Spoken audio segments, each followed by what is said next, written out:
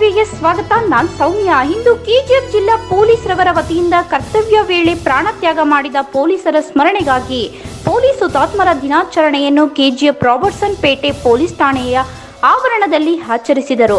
ಈ ಸಂದರ್ಭದಲ್ಲಿ ಕೆಜಿಎಫ್ನ ಕೋರ್ಟ್ನ ನ್ಯಾಯಾಧೀಶರು ಆದಂತಹ ಜಸ್ಟಿಸ್ ದಯಾನಂದ್ ರವರು ಹಾಗೂ ಕೆಜಿಎಫ್ನ ಜಿಲ್ಲಾ ಸೂಪರಿಂಟೆಂಡೆಂಟ್ ಆಫ್ ಪೊಲೀಸ್ ಆದ ಶ್ರೀಮತಿ ಇಲಕ್ಕಿಯ ಕರುಣಾಕರಣ್ ಇವರು ಮುಖ್ಯ ಅತಿಥಿಗಳಾಗಿ ಭಾಗವಹಿಸಿದ್ದರು.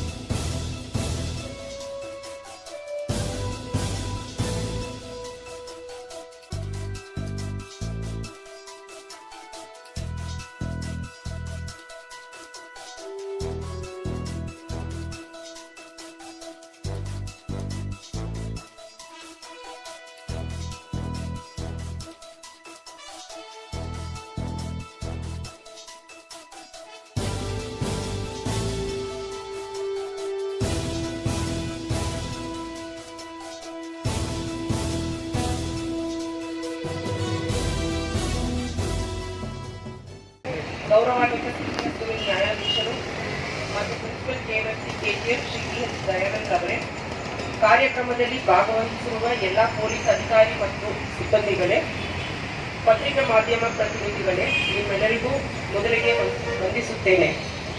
ಪೊಲೀಸ್ ಹುತಾತ್ಮರ ದಿನಾಚರಣೆಯನ್ನು ಪ್ರತಿ ವರ್ಷ ಅಕ್ಟೋಬರ್ 21ರಂದು ದೇಶದ ಎಲ್ಲ ಪೊಲೀಸ್ ಜಿಲ್ಲೆಗಳಲ್ಲಿ ಆಚರಿಸಲಾಗುತ್ತಿದೆ. ಪ್ರಸ್ತುತ ಸಾಲಿನಲ್ಲಿ ಹುತಾತ್ಮರಾದ ಪೊಲೀಸರ ಪಟ್ಟಿಯನ್ನು ಈಗ ಓದುತ್ತಿದ್ದೇನೆ. ಆಂಧ್ರ ಪ್ರದೇಶದಿಂದ ಚಂದ್ರಶೇಖರ್ ಲಕ್ಷ್ಮಯ್ಯ ಚಂದ್ ಪಾಷಾ, ಅರುಣಾಚಲ್ ಪ್ರದೇಶದಿಂದ ತಪೋ ಯಾಜೋ ಅಮೋಸ್. ನಿಮಗೆಲ್ಲ ತಿಳಿದಿರುವಂತೆ ಈ ದಿನ ನಾವೆಲ್ಲರೂ ಪೊಲೀಸ್ ಹುತಾತ್ಮರ ದಿನಾಚರಣೆಯನ್ನು ಆಚರಿಸುತ್ತಿದ್ದೇವೆ.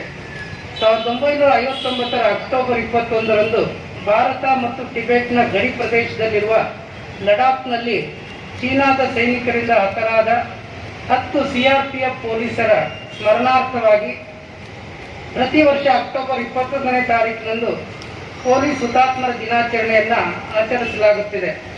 ವಿದೇಶಿಯರ ದಾಳಿಯಿಂದ ಭಾರತವನ್ನು ಕಾಪಾಡಲು ನಮ್ಮ ಸೈನಿಕರು ಭಾರತದ ಗಡಿಯಲ್ಲಿ ಅವಿರತವಾಗಿ ಶ್ರಮಿಸುವಂತೆ ದೇಶದ ಒಳಗೆ ಇರುವ ಸಮಾಜಘಾತಕ ಶಕ್ತಿಗಳಿಂದ ಜನರ ಮಾನ, ಪ್ರಾಣ ಮತ್ತು ಆಸ್ತಿಪಾಸ್ತಿಗಳನ್ನು ಕಾಪಾಡಲು ಹಾಗೂ ಸಮಾಜದಲ್ಲಿ ಶಾಂತಿ ಸುವ್ಯವಸ್ಥೆಯನ್ನು ಸ್ಥಿರಗೊಳಿಸಲು ನಮ್ಮ ಪೊಲೀಸರು ಹಗಲು ರಾತ್ರಿ ಅನ್ನದೇ ದುಡಿಯುತ್ತಿದ್ದಾರೆ. ಅದೇ ರೀತಿ ಅನೇಕ ಪೊಲೀಸರು ತಮ್ಮ ಕರ್ತವ್ಯ ನಿರ್ವಹಿಸುತ್ತಲೇ ಪ್ರಾಣ ತೆತ್ತಿದ್ದಾರೆ. ಆ ರೀತಿ ಕರ್ತವ್ಯ ನಿರ್ವಹಿಸುತ್ತಾ ಪ್ರಾಣ ತೆತ್ತ ನಮ್ಮ ಪೊಲೀಸರಿಗೆ ಶ್ರದ್ಧಾಂಜಲಿಯನ್ನು ಕೋರುವುದು ನಮ್ಮೆಲ್ಲರ ಆದ್ಯ ಕರ್ತವ್ಯ. ಬಂಧುಗಳೇ, ಯಾವುದೇ ಗೊಂಬಿ ಆಗಲಿ, ಗುಂಪು ಘರ್ಷಣೆ ಆಗಲಿ, ಅಥವಾ ಇನ್ನಾವುದೇ ರೀತಿಯ ಗಲಾಟೆಗಳಾಗಲಿ ಅವುಗಳನ್ನು ಸಮರ್ಥವಾಗಿ ನಿಯಂತ್ರಿಸಿ ಸಮಾಜದಲ್ಲಿ ಶಾಂತಿ ಸುವ್ಯವಸ್ಥೆಯನ್ನು ಕಾಪಾಡುವವರು ನಮ್ಮ ಪೊಲೀಸರು. ಅಷ್ಟೇ ಏಕೆ, ಕೋವಿಡ್-19 ಸಾಂಕ್ರಾಮಿಕ ರೋಗದ ಕಾರಣವಾಗಿ ಲಾಕ್ಡೌನ್ ಘೋಷಣೆ ಆದಾಗ ನಾವೆಲ್ಲರೂ ನಮ್ಮ ನಮ್ಮ ಮನೆಗಳಲ್ಲಿ ವಿಶ್ರಾಂತಿ ಪಡೆಯುತ್ತಿದ್ದರೆ ನಮ್ಮ ಪೊಲೀಸರು ಮಾತ್ರ ತಮ್ಮ ಕರ್ತವ್ಯಕ್ಕೆ ಹಾಜರಾಗಿ ತಮಗೆ ವಹಿಸಿಕೊಟ್ಟ ಕಾರ್ಯವನ್ನು ಮಾಡಿದರು. ಬಂಧುಗಳೇ, ಅನೇಕ ವೇಳೆ ನಾವು ಪೊಲೀಸರ ಬಗ್ಗೆ ಹೀಯಾಳಿಕೆಯ ಮಾತುಗಳನ್ನು ಆಡುವುದನ್ನು ಕೇಳುತ್ತೇವೆ. ಆದರೆ ಪೊಲೀಸರಿಲ್ಲದೆ ನಾವುಗಳ್ಯಾರೂ ಸಹ ನೆಮ್ಮದಿಯಿಂದ ಇರುವುದಕ್ಕೆ ಸಾಧ್ಯವಿಲ್ಲ. ಪೊಲೀಸರು ಇಲ್ಲದಿದ್ದರೆ ನಮ್ಮ ಜೀವನವನ್ನು ನಾವುಗಳು ಊಹಿಸಿಕೊಳ್ಳಲು ಸಾಧ್ಯವಿಲ್ಲ. ಆದುದರಿಂದ ಕರ್ತವ್ಯದಲ್ಲಿದ್ದಾಗ ಹುತಾತ್ಮರಾದ ಆ ಎಲ್ಲ ಧೀರೋದಾತ್ತ ಪೊಲೀಸರಿಗೆ ನಾನು ತಲೆಬಾಗಿ ಶ್ರದ್ಧಾಂಜಲಿಯನ್ನು ಅರ್ಪಿಸುತ್ತೇನೆ. ಹಾಗೂ ಅಂತಹ ಮಹಾನ್ ಚೇತನಗಳು ಈ ಭೂಮಿಯಲ್ಲಿ ಮತ್ತೆ ಹುಟ್ಟಿ ಬರಲಿ ಎಂದು ಹಾರೈಸುತ್ತೇನೆ.